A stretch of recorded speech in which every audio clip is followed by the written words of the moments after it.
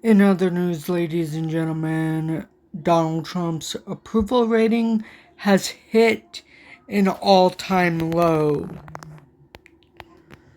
Let's get into this brand new exclusive reporting by Newsweek.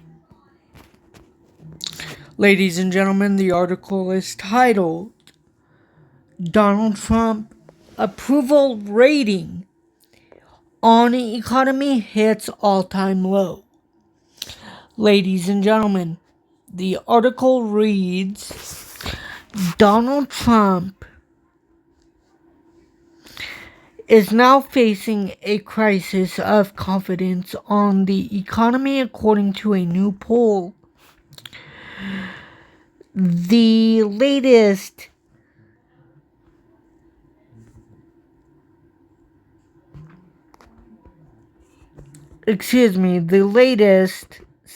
CNBC poll conducted between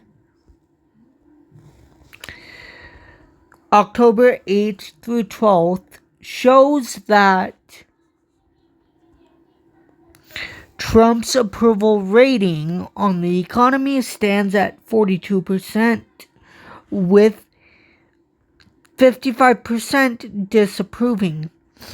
The negative 13 net approval on the economy is the lowest of any CNBC survey during either of Trump's two terms. Ladies and gentlemen, why does it matter? Well, I'm about to tell you why it matters. The economy is fundamental to presidential success. And when voters lose faith in a leader's economic performance, it can erode support across other policy areas and weaken the electoral prospects.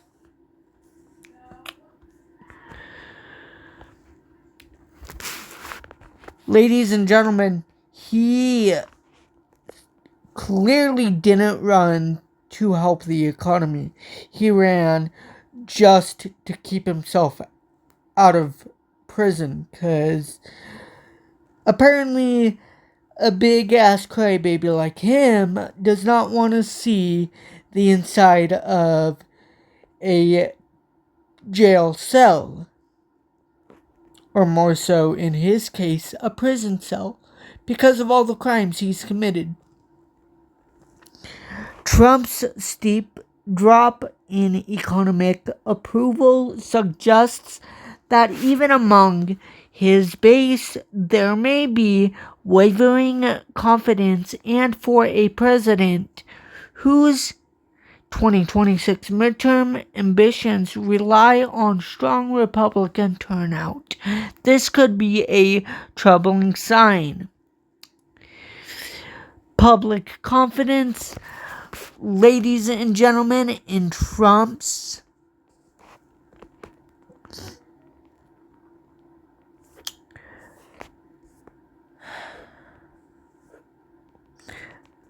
economic policies plummets. Just 34% of Americans approve of his handling of inflation and the cost of living, while 62% disapprove. The worst showing in 3 CNBC polls conducted during his second term. The only 41% approval,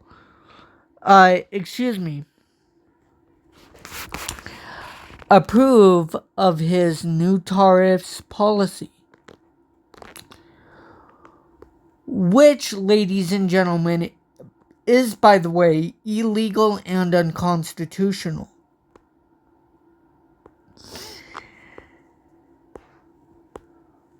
Compared with 56% who disapprove, a net rating of negative 15 points, down from negative 6 points in the previous quarter. Public sentiment toward the broader economy has also soared. Just 27% of respondents describe the economy as good or excellent, while 72% call it fair or poor. Expectations for the next year have weakened as well. Only 32% believe conditions will improve in 2026, down from 37% last quarter, and 46% think things will get worse. I am with the 46%, ladies and gentlemen. Things will just keep getting worse from here. The economy, ladies and gentlemen, economic anxiety is also affecting perceptions of job security. More than 1/4 of workers say they fear losing their jobs within the next year, the highest share since 2022. Even though 58% say they could likely find new work with similar pay and benefits. If that's the case, ladies and gentlemen, then why the hell have the job markets literally died? And I'm still sitting here with no job. College education and salaried workers are reporting higher uncertainty than average, and only 1/3 of employed Americans expect their pay to rise in the next 12 months.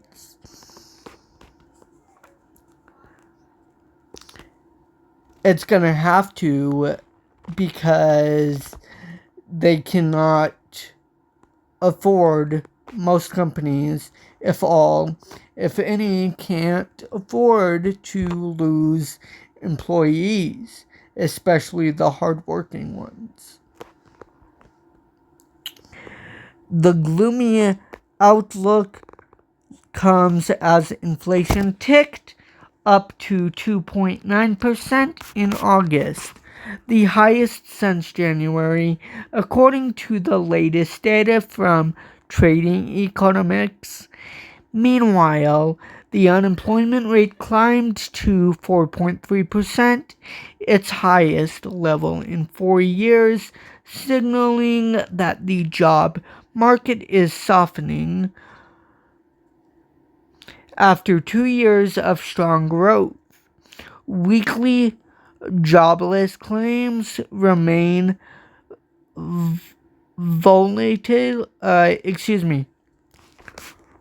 volatile, hovering around 217,000, ladies and gentlemen, as of mid-October, while consumer confidence has stagnated at historically low levels. It is clear that the cost of living in Americans' own personal lives is much more likely to be weighing them down about their economic confidence than the shutdown, said Micah Roberts, who's a partner at Public Opinion Strategies. The Republican pollster for the survey told CNBC. shutdown could affect economy, ladies and gentlemen. Meanwhile, concerns over the economy are mounting after the government shutdown entered its third week this week. The federal government shuttered at the beginning of the month after Congress failed to break a funding deadlock and pass a measure to keep agencies running. The government funding, despite largely centers on whether to include an extension of Affordable Healthcare Act ACA subsidies in the spending bill. Democrats say healthcare protections must be preserved, while Republicans say funding and policy should be handled separately. As the shutdown continued,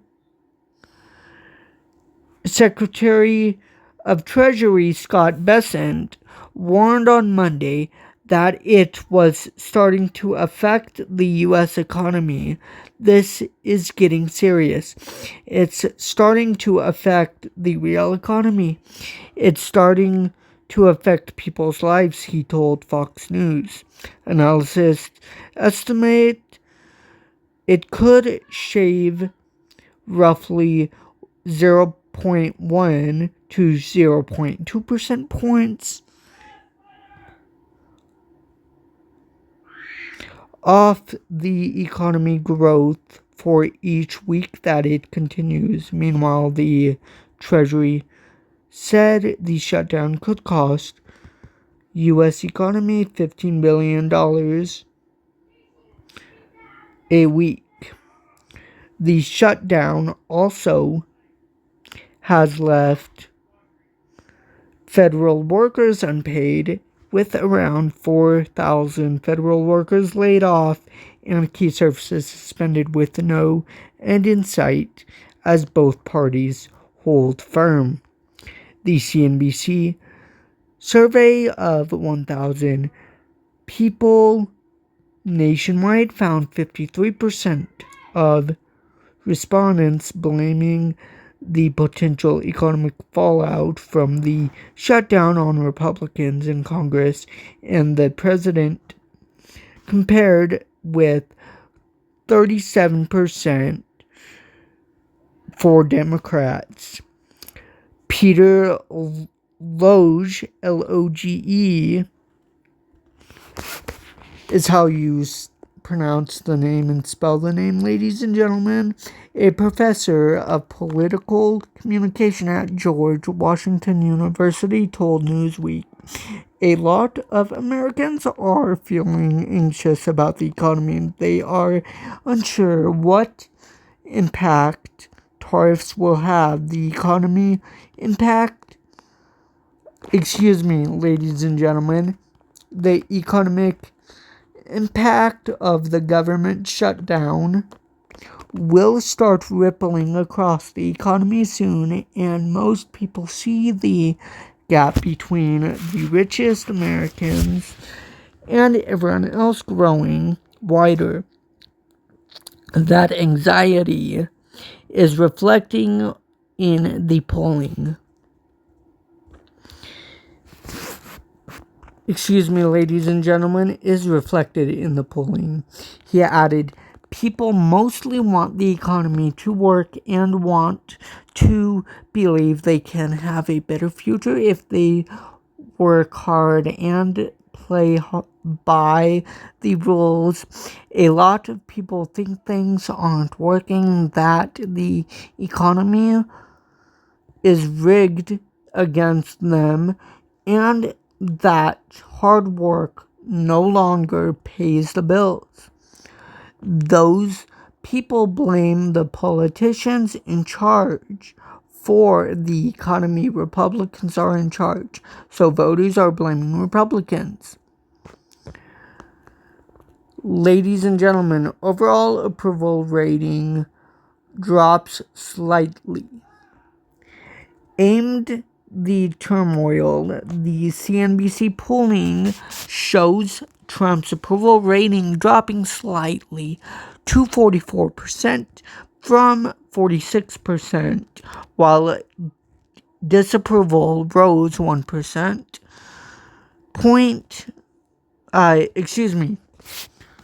Percentage point to 52%, ladies and gentlemen.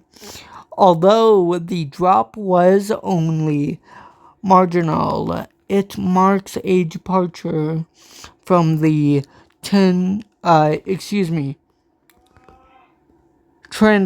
and gentlemen, seen in his first term when the president's economic numbers were routinely positive and well above his overall polling. Ladies and gentlemen, most of the movement that's happening now is among independents, and that's important because we know that independents are highly economically sensitive. Jay Campbell said, who is a partner at Hart Research, the Democratic pollster for the survey, said they're less sensitive on partisan issues and they're much more sensitive on ladies and gentlemen, on financial and economic measures.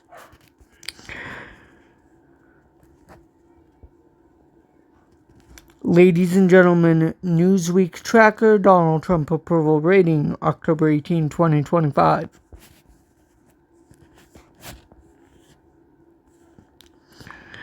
But it becomes, ladies and gentlemen, but it comes as multiple polls have shown Trump's approval rating ticking up slightly in the past few weeks. Newsweek's tracker shows Trump's net approval rating has crept up from negative 11% points before the shutdown began, negative 8 points.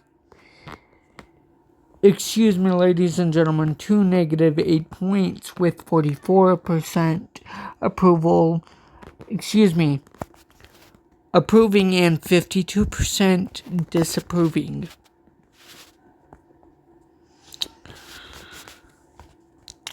YouGov Economist polling has also shown a small improvement in Trump's popularity, with his net approval rising from negative 17 points last week to negative 14 points this week.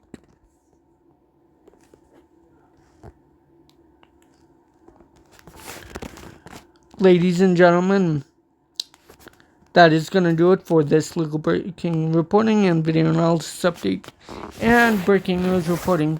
Subscribe for more and follow along for all the more breaking news on the side of politics that you need to know about. More to come soon.